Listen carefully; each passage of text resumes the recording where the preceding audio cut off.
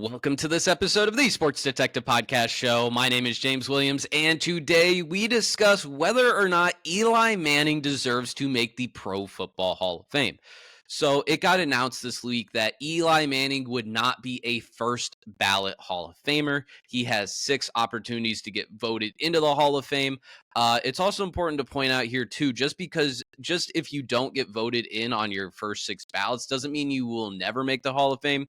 Like, there have been people that have made the Hall of Fame posthumously. I know that happened with Ken Stabler, who was the quarterback of the 70s Raiders, and that was a guy too that won a Super Bowl as a starting quarterback, also won an NFL MVP as a starting quarterback, and he did not make the Hall of Fame until after he passed away. So it is still remains to be seen whether or not Eli Manning will make the Hall of Fame.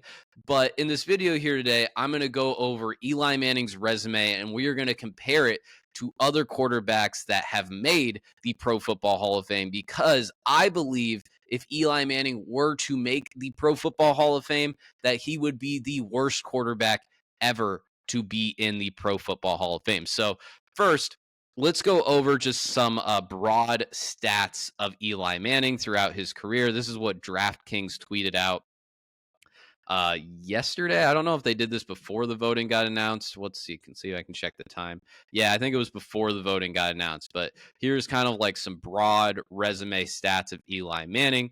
2-time Super Bowl champ, 2-time Super Bowl MVP. And those are the two things right there at the top that people are going to lean on with Eli Manning in their Hall of Fame case, is those 2 Super Bowl rings and the fact that they won those Super Bowls and they defeated the hated mighty Patriots. Obviously, we know the 18-0 team that they defeated, and also the team that they defeated 5 years later, 2012, was also a very good football team. I believe both those teams were like 35 points like per game scoring wise. Like, they were absolutely incredible. Eli Manning, also a 4-time Pro Bowler, 2016 Man of the Year. His number was retired by the Giants. He had a career record of 117 and 117. He had 4,895 completions. He had 366 passing touchdowns. He had 57,023 passing yards. And he also has the record for longest pass TD. I also love, too, that's how thin this resume is getting so fast, is they're doing like record for longest pass TD. I also think it's important to point out here too, with the passing touchdowns, passing yards, both of those I believe puts him at 11th all time when it comes to both of those stats. Because I think sometimes we look at like just broad stats like that, it's like, oh, 366 touchdowns. It's like, okay, that's a lot of touchdowns, but where does that put you all time? He's 11th all time in passing touchdowns and passing yards. Okay. So those are some of just the broad stats of Eli Manning. You guys know the argument for Eli Manning to make the Hall of Fame. It's obviously those Patriots Super Bowls, but I do think it's important to point out here. And I went through and I actually did all this work a few years ago because I knew this discussion was going to come up at some point. And I compared Eli Manning's resume to every other resume of every other Hall of Fame quarterback. And how I kind of did this as a little bit of a preface, I think it's unfair to just point out the fact of like what we said, like what we were just talking about, of the all-time passing yards, all-time passing touchdowns. Because if we're comparing passing stats to Eli Manning, who played from like 2003 to 2020, and we're comparing that to like someone like Dan Marino, who played in the 80s and the 90s, or like I mentioned Kenny Stabler earlier, who played in the 70s, or we're going to talk about Joe Namath a little bit, that played in the 60s. It's just unfair. The technology is different now. The rules are different now. The receivers' gloves are different now. We just view everything a lot differently. I think quarterbacks too just consciously care more about completion percentage. They care more about touchdown to interception ratio. Back then, guys didn't care. Back then, guys didn't think that we were going to be dissecting this and comparing Hall of Fame cases and doing, top 20 all-time quarterbacks lists on 400 different talk shows. They didn't know that stuff back then. So I think doing that stuff and talking about that stuff is just kind of silly. Now, I do think things that are important are things such as Pro Bowls, Super Bowl titles, Did you make a first team All Pro? Did you win an MVP? Did you lead the NFL in passing yards? Did you lead the NFL in passing touchdowns? Because I think that is more impressive than necessarily a long-term like accumulation of stuff. Because that shows me when you were in the NFL and when you were playing, where were you ranked against the other people that you were competing against, right? So if we look at Eli Manning's resume, let's just go over it here a little bit too, because I think there's sometimes some of this stuff with Eli Manning that people don't know about. So we're going to go through this stuff. We obviously, we're going to go over this a few more times. So he's a 4-time Pro Bowler. He made 4 Pro Bowls. We know about the 2 Super Bowls.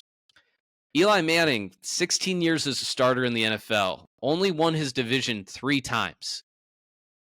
Not necessarily a, daunting division, too, for his entire tenure there. Like the Eagles were good a lot of those years, obviously, but the Cowboys were a mess. The Washington team was a mess. It is kind of shocking that he only won his division 3 times. Outside of those 2 Super Bowl runs that Eli Manning had, he made the playoffs 4 times. Those 4 times he made the playoffs, he did not win a single playoff game. Meaning the only times he won playoff games in his career were those 2 Super Bowl runs. I don't think people know that. The only time he won playoff games was those 2 Super Bowl runs. And also, too, the year that he won the Super Bowl, the first year he won the Super Bowl, he led the NFL in interceptions. I just wanted to point that out here. So, out of all 26 quarterbacks that have made the Pro Football Hall of Fame, only 4 quarterbacks, this is not including Eli, by the way, but only 4 quarterbacks have not made first team All Pro. Only 4. These are the 4 quarterbacks: Warren Moon, Roger Staubach, Troy Aikman, and Eli Manning. Pointing that out too, obviously, because Eli did not make a first team All Pro. Let's compare their resumes. Warren Moon, 9 Pro Bowls. That's more than double what Eli has. He led the NFL in passing yards twice, and he led the NFL in touchdowns 1 time. Obviously, Warren Moon, though, did not win any Super Bowls. Roger Staubach won 2 Super Bowls, was a player of the year 1 time, and he also led the NFL in touchdowns once. I'm okay with Roger Staubach being in the Hall of Fame.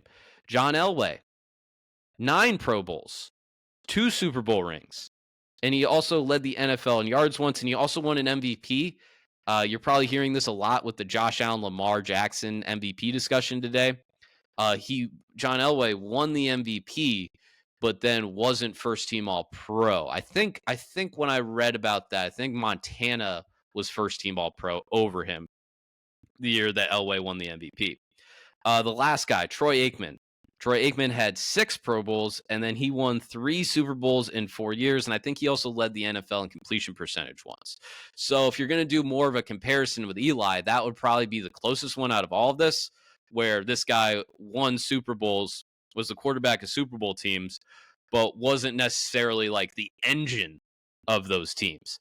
I'm okay with Aikman making it because I think they would have three-peated if Jerry Jones didn't, throw a temper tantrum and fire Jimmy Johnson as they were reigning back-to-back Super Bowl champions. Troy Aikman won 3 Super Bowls in 4 years instead of completing a three-peat, which the Chiefs have a chance to do this weekend.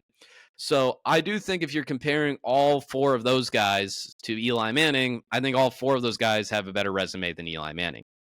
There is a few quarterbacks, I believe there's 7 quarterbacks that have 4 Pro Bowl appearances or fewer.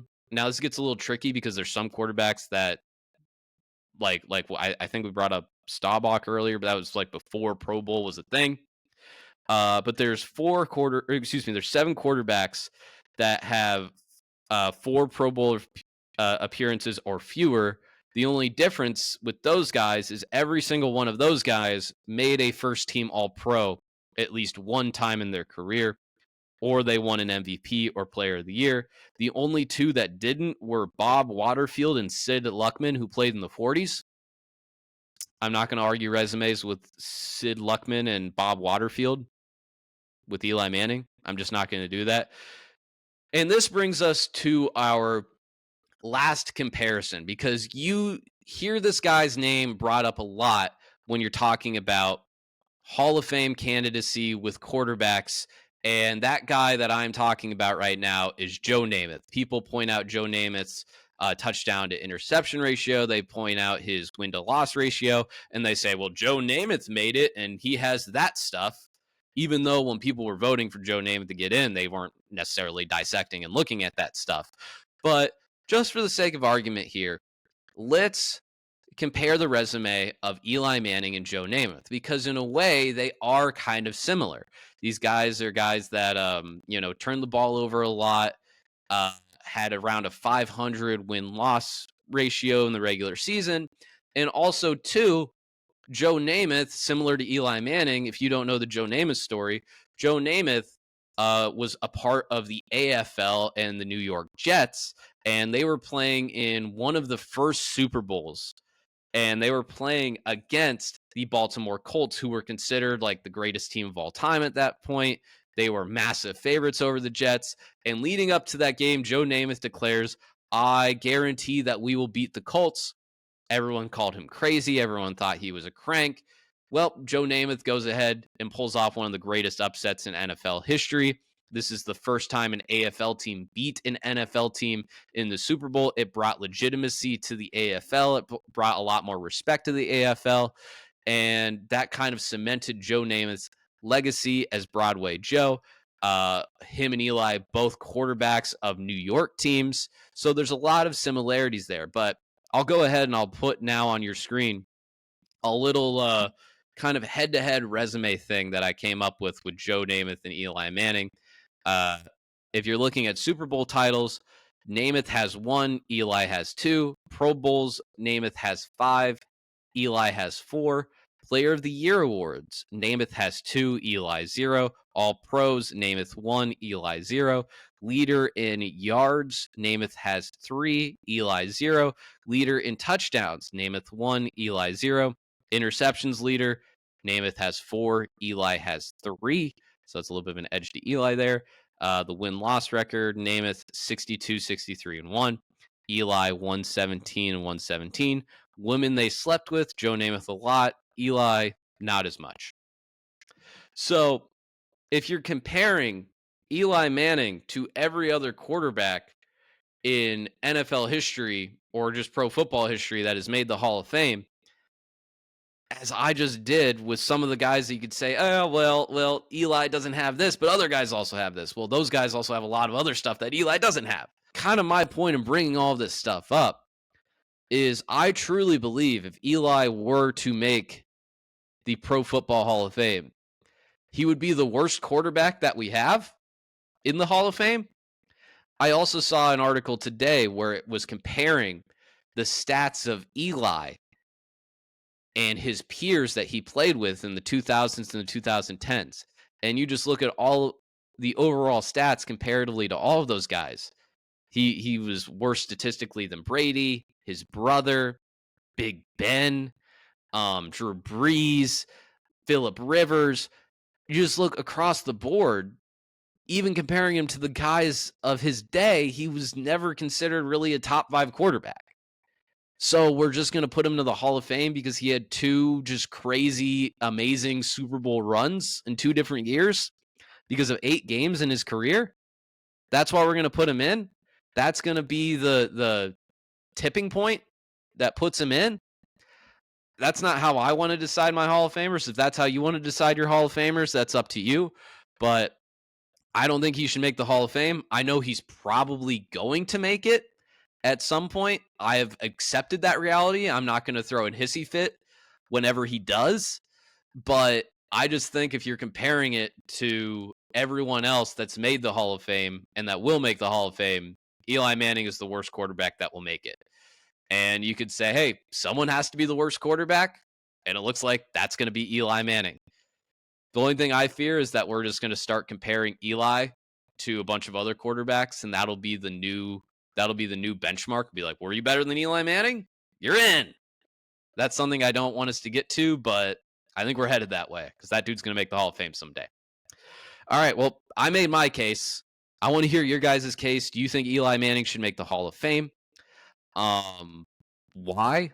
If you don't think so, I would love to hear other arguments, other stats on why you think he shouldn't or why you think he should. Love to hear you guys' thoughts. If you enjoyed this video here today, please hit that like button. Please hit that subscribe button if you haven't done so already.